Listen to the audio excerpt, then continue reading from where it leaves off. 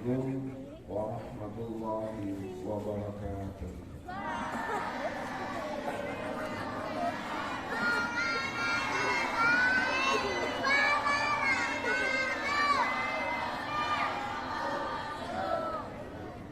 Apa kabar anak-anakku semua? Kalau ditanya apa kabar, jawabnya gimana? Alhamdulillah, luar biasa, tetap semangat, Allahu Akbar. Gitu ya. Apa kabar anak-anak semua? Alhamdulillah, luar biasa, tetap semangat, Allahu Akbar. Alhamdulillahi wa kafa, wassalatu wassalamu ala rasulil mujtaba, sayyidina wa syafi'ina wa habibina wa nabiyyina Muhammadin al-Mustafa wa ala alihi wa ashabihi wa dhurriyyatihi min ahli tuqa wal wafa. Anak-anak semua yang saya cintai serta Bapak Ibu guru karyawan yang saya muliakan, anak-anak, ini tahun baru apa? Tahun baru Hijriah. Bulan apa? Muharram atau Agustus? Nah, dalam tahun Hijriah itu ada berapa bulan?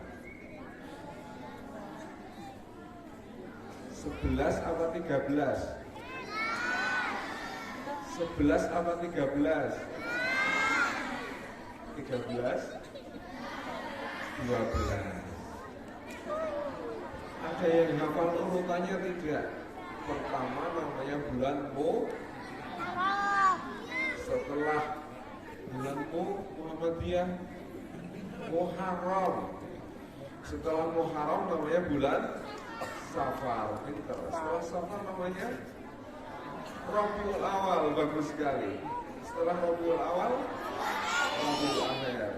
Setelah itu Jumadil Awal. Bagus. Setelah itu Jumadil Akhir. Setelah itu Rajab. Pintar. Setelah Rajab Sya'ban. Setelah Sya'ban Ramadan. Baru Ramadan bodoh. Baru Ramadan Syawal. Setelah Syawal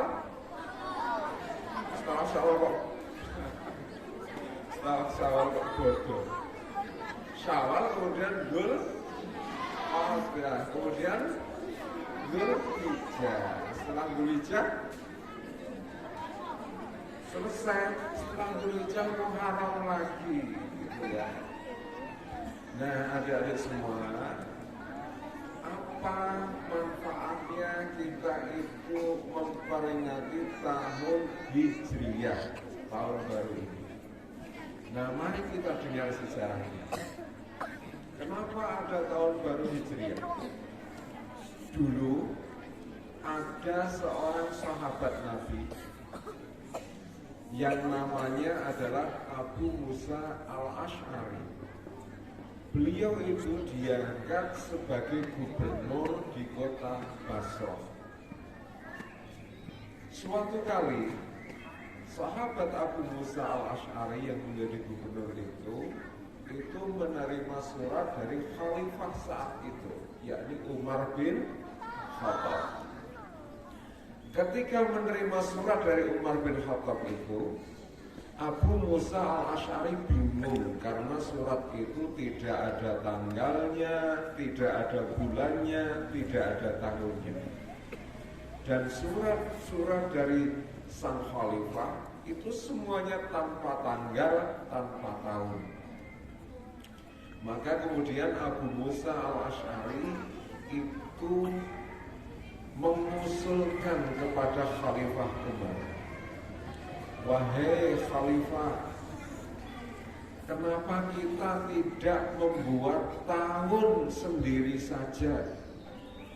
Kalau orang Romawi mereka memiliki tahun, orang-orang Arab Jahiliyah mereka juga memiliki tahun-tahun sendiri. Kenapa kita umat Islam kok tidak memiliki tahun, tidak memiliki bulan-bulan sendiri? Maka kemudian Khalifah Umar bin Khattab itu mengumpulkan para sahabat. Di antara para sahabat itu ada sahabat Ali bin Abi Thalib.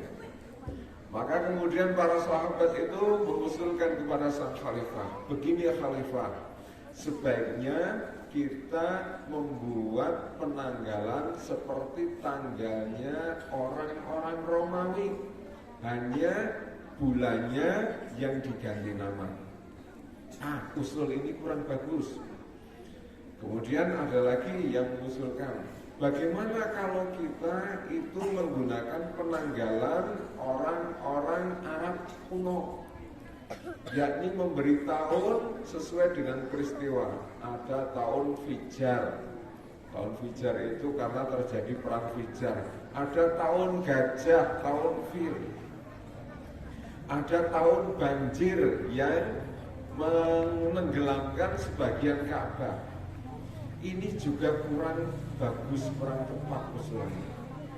Kemudian Ali bin Abi Thalib sebelumnya dia mengusulkan, bagaimana kalau kita itu mengawali tahun kita itu dari peristiwa lahirnya Rasulullah. Tapi Umar bin Khattab masih belum menerima usul itu.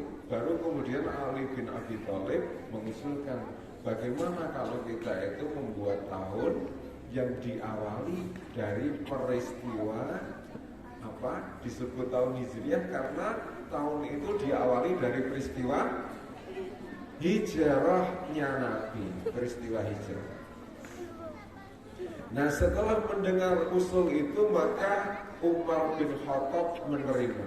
Baik, aku menerima usulan agar tahun baru Islam itu diawali dari peristiwa hijrahnya Nabi. Kenapa demikian? Umar bin Khattab mengatakan, bal nu'arrihu limuhajiratin Nabi sallallahu alaihi wasallam. Kami akan membuat penanggalan Islam yang diawali dari peristiwa hijrahnya Nabi sallallahu alaihi wasallam. Li'anna muhajiratahu farqun bainal haqqi wal batil. Karena peristiwa hijrahnya Nabi itu merupakan pemisah antara yang hak dan yang batil, pemisah antara yang benar dan yang salah. Karena hijrah itu umat orang-orang di Makkah itu terbelah jadi dua. Ada orang-orang yang ingin berhijrah, maka mereka itu adalah orang-orang yang mendukung kebenaran, yang mendukung agama Islam. Kemudian ada orang-orang yang menolak berhijrah serta mencela hijrahnya Nabi ke Madinah. Mereka itu adalah orang-orang yang mendukung kebatilan atau yang mendukung kesalahan, perbuatan-perbuatan salah. Jadi yang mendukung hijrah berarti mereka itu berada di atas kebenaran, sedangkan yang menolak hijrah mereka itu berada di atas kebatilan atau berada di atas keburukan. Sehingga jelas mana yang benar, mana yang salah. Karena itu maka peristiwa hijrah itu merupakan pembeda antara yang hak, yang benar, serta antara yang batil, yang salah. Karena itulah maka Umar bin Khattab itu kemudian menjadikan peristiwa hijrah Nabi itu sebagai awal mula penanggalan Islam atau kalender Hijriyah. Dari mana ke mana Nabi itu hijrah anak-anak? Dari kota Mekah ke Madinah, atau zaman dulu disebut kota Yasrib. Apakah hijrahnya itu berjalan mudah?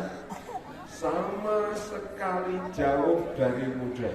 Sulit, banyak tantangannya. Nabi ketika berhijrah itu ditemani oleh Abu Bakar dan dikejar sampai kemudian Nabi itu bersembunyi di sebuah gua. Setelah para pengejarnya itu sampai di depan gua, Allah memerintahkan kepada seekor laba-laba untuk membuat sarang di depan di mulut gua itu, sehingga para pengerjanya itu menjadi ragu-ragu. Ini tidak ada orang yang masuk gua, buktinya di sini ada sarang laba-laba. Kalau ada orang yang masuk gua, sarang laba-laba tentu tidak ada. Maka kemudian para pengejarnya itu meninggalkan gua itu, dan Nabi serta Abu Bakar itu melanjutkan perjalanannya. Kemudian ada yang namanya Abu Salamah, sahabat Nabi yang ingin hijrah. Tetapi ketika mau hijrah itu, Abu Salamah itu dihalang-halangi oleh orang-orang yang ada di sekitarnya, termasuk keluarganya. Mereka tidak ingin Abu Salamah itu berhijrah. Maka kemudian Abu Salamah nekat. Pokoknya aku harus tetap pergi berhijrah ke Madinah menyusul Nabi. Maka kemudian Abu Salamah itu berpamitan kepada istrinya, yang istrinya itu masih punya anak usia 1 tahun.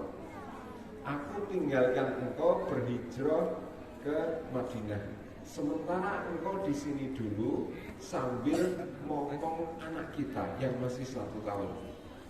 Maka Abu Salamah itu kemudian pergi menyusul Nabi ke Madinah, hijrah. Keluarga dari istri Abu Salamah tidak terima. Maka kemudian istri Abu Salamah dan anaknya yang masih 1 tahun itu diculik, dibawa ke keluarganya, keluarga dari istri Abu Salamah itu. Nah, keluarga Abu Salamah sendiri ketika menantunya dan cucunya itu diculik, mereka gantian yang tidak terima. Maka kemudian keluarga dari Abu Salamah itu pergi ke tempat keluarga Ummu Salamah itu. Mereka sampai di sana gantian menculik si anak yang 1 tahun ini. Jadi si anak yang 1 tahun ini berada di keluarga bapak Abu Salamah, kemudian istrinya ini berada di keluarga bapaknya Ummu Salamah ini. Nah, Ummu Salamah itu menjadi sedih ketika dia kehilangan suaminya sekaligus kehilangan anaknya yang baru 1 tahun. Maka Ummu Salamah selama 1 tahun setiap hari kerjanya dia pergi ke padang pasir, dan di sana dia itu menangis sejadi-jadinya karena kehilangan suami serta kehilangan anaknya yang baru berusia 1 tahun. Itu dilakukan selama 1 tahun. Sampai kemudian ada seorang sahabat lain yang tiba melihat kondisi Ummu Salamah. Kemudian Ummu Salamah itu diajak menyusul ke Madinah bersama si anak. Selama 1 tahun Abu Salamah kehilangan istri dan anaknya. Setelah si istri selama 1 tahun kehilangan suami dan anaknya yang masih kecil. Ini salah satu ujian bagi orang yang berhijrah. Kemudian contoh yang lain, namanya sahabat Syuhaib bin Sinan. Syuhaib bin Sinan adalah seorang pengusaha yang kaya raya. Ketika datang di Madinah, di Mekah, dia masih miskin, tetapi dia berusaha sehingga menjadi seorang yang kaya. Syuhaib bin Sinan ini mau ikut berhijrah, tetapi dia dihalang-halangi. Karena dihalang-halangi, maka kemudian Syuhaib bin Sinan itu nekat. Tetapi dia tetap dihalang-halangi. Kemudian bagaimana? Orang-orang Quraisy itu meminta semua harta Syuhaib bin Sinan. Engkau dulu datang ke Mekah ini dalam keadaan miskin, dan engkau akan meninggalkan Mekah ini setelah kaya. Tidak boleh. Engkau boleh meninggalkan Mekah ini dengan meninggalkan semua kekayaanmu, karena engkau memperoleh kekayaan itu ketika engkau datang di Mekah.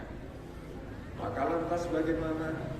Syuhaib bin Sinan itu kemudian menyerahkan seluruh kekayaannya kepada orang-orang Quraisy. Mobilnya diserahkan, untanya diserahkan. Zaman dulu udah ada mobil belum? Belum. Untanya diserahkan. Semua kekayaannya, rumahnya itu diserahkan. Kemudian Suhaib bin Sinan meninggalkan Mekah itu menuju Madinah tanpa membawa apa-apa sama sekali. Padahal dia orang kaya. Suhaib bin Sinan rela meninggalkan harta kekayaannya demi kecintaan kepada Allah dan Rasulnya. Ini diantara ujian orang berhijrah. Hijrah kalau begitu merupakan satu peristiwa yang dilakukan oleh para sahabat itu dengan penuh perjuangan, penuh pengorbanan. Kenapa kita itu memperingati hijrahnya Nabi? Satu, karena dengan hijrah ini maka Islam itu berkembang. Kalau tidak ada hijrah, Islam tidak akan pernah sampai ke Indonesia. Karena hijrah Nabi itu, maka kemudian Islam itu bangkit dan menjadi besar. Bahkan agama Islam ini pernah menguasai 1/3 dunia pada masa kekhalifahan Umar bin Khattab. Yang kedua, karena hijrah itulah maka dakwah Nabi itu bisa dilakukan dengan cara terang-terangan sehingga Islam itu berkembang. Di Mekah dakwah Nabi itu dihalang-halangi, ditindas, tetapi begitu pindah ke Madinah, dakwah Nabi itu bisa dilakukan dengan leluasa, dengan terang-terangan, sehingga Islam itu menjadi berkembang. Ketiga, hijrah itu merupakan syarat agar seseorang itu bisa meraih cita-citanya. Nah, anak-anak semua, anak-anak punya cita-cita. Salah satu, kalau anak-anak itu punya cita-cita, maka salah satu hal yang harus dilakukan adalah kita semua harus berani berhijrah. Loh, memangnya kita harus pindah kemana? Nanti dulu. Hijrah itu ada dua macam. Satu, hijrah dengan cara berpindah tempat dari Mekah ke Madinah, sebagaimana yang dilakukan oleh Nabi serta para sahabat. Kemudian yang kedua, hijrah itu juga berarti meninggalkan keburukan serta mengerjakan ketaatan. Ini juga disebut hijrah. Jadi hijrah yang harus kita lakukan saat ini itu adalah berusaha meninggalkan hal-hal buruk yang sering kita lakukan, serta kita harus selalu melaksanakan ketaatan, mengerjakan perintah-perintah Allah dan Rasul-Nya, meninggalkan keburukan. Ini adalah syarat agar kita itu bisa meraih cita-cita. Apa di antara keburukan-keburukan yang sering kita lakukan, kita tinggalkan. Misalnya keburukan akhlak kita, keburukan sikap kita, itu harus kita tinggalkan. Anak-anak, kalau kepada bapak ibu guru sikapnya harus bagaimana? Ya coba anak-anak, saya tanya. Halo, anak-anak dengar? Baik. Pertanyaan saya, kalau kepada bapak ibu guru sikap anak-anak harus bagaimana? Sopan. Kalau selama ini kita kurang sopan kepada bapak ibu guru, maka sikap kurang sopan itu harus kita tinggalkan, kita rubah menjadi sikap yang sopan. Ini namanya hijrah. Anak-anak punya HP tidak? Suka main game tidak?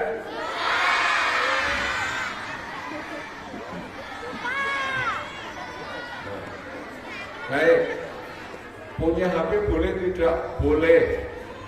Main game boleh tidak? Boleh. Tetapi tidak boleh main game lama-lama. Kalau main game lama-lama, namanya nanti jadi generasi rebahan. Generasi apa? Generasi rebahan. Generasi rebahan itu gimana? Generasi yang malas bergerak, yang sukanya rebahan, gelundang-gelundung kaya semongko. Nah, generasi rebahan, ya, generasi rebahan ini dibenci oleh Allah dan Rasulnya. Jadi kalau sekarang ini kita lebih suka gelundang-gelundung kaya semongko main game, itu harus ditinggalkan. Dari generasi rebahan harus berubah menjadi generasi perubahan. Apa anak-anak? Dari generasi rebahan menuju generasi perubahan. Ini juga disebut hijrah. Kemudian anak-anak, ya, di rumah punya teman? Punya. Temannya baik atau buruk? Kalau temannya buruk, maka harus berani meninggalkan. Al-mar'u ala dini khalilihi, kata Nabi. Seseorang itu tergantung kepada watak temannya. Falyanzur ahadukum man yukhalilu. Maka hendaklah kalian itu melihat siapa temanmu. Kalau teman kalian buruk, maka kalian akan ketularan buruk. Kalau teman kalian itu baik, kalian pun akan ketularan menjadi baik. Karena itu, kalau teman kita itu buruk, kita harus berani meninggalkan teman kita yang buruk itu. Kalau kalian itu dibully, dirundung, sikap kalian gimana? Mau tidak? Kalau kalian itu diejek, dihina, dikeroyok teman-temannya, itu kalian mau atau tidak? Mau atau tidak? Loh, jangan mau dibully, jangan mau diejek, apalagi diejek dengan cara dikeroyok. Kalian jangan mau. Karena itu maka kalian itu harus kuat, ya. Anak-anak muslim itu harus kuat. Kalau diejek dia jangan mau, tinggalkan. Kalau berani dilawan, gitu ya. Karena itu maka anak-anak muslim itu harus kuat, harus punya, harus mau latihan bela diri. Ada bela diri, kalian harus ikut bela diri. Karena muslim yang kuat itu jauh dicintai oleh Allah daripada muslim yang lemah. Jangan mau dibully. Anak muslim harus berani, anak muslim harus kuat. Nah, sebaliknya kalian juga tidak boleh membuli. Kalian juga tidak boleh mengejek teman kalian. Semua ini merupakan bentuk hijrah. Jadi pelajaran yang bisa kita petik dari peristiwa hijrah Nabi adalah kita semua harus berhijrah, meninggalkan perbuatan-perbuatan buruk menuju perbuatan-perbuatan yang baik. Karena hijrah merupakan syarat agar kita itu bisa meraih cita-cita kita. Begitu ya anak-anak ya. Siap berhijrah? Siap berhijrah? Allahu Akbar. Baik. Terakhir, teriakan ya ini. Muharram amal soleh Allahu Akbar. Ya. Coba kita teriakan bersama-sama. Yel-yelnya Muharram amal soleh Allahu Akbar. 1, 2, 3. Muharram amal soleh, Allahu Akbar. Bagus sekali. Semoga Allah akan membimbing kita semua. Semoga Allah akan membimbing anak-anak semua untuk meraih cita-cita. Maaf aja, semoga sukses. Saya akhiri. Rasulullah wa fathul qarib. Wassalamualaikum warahmatullahi wabarakatuh.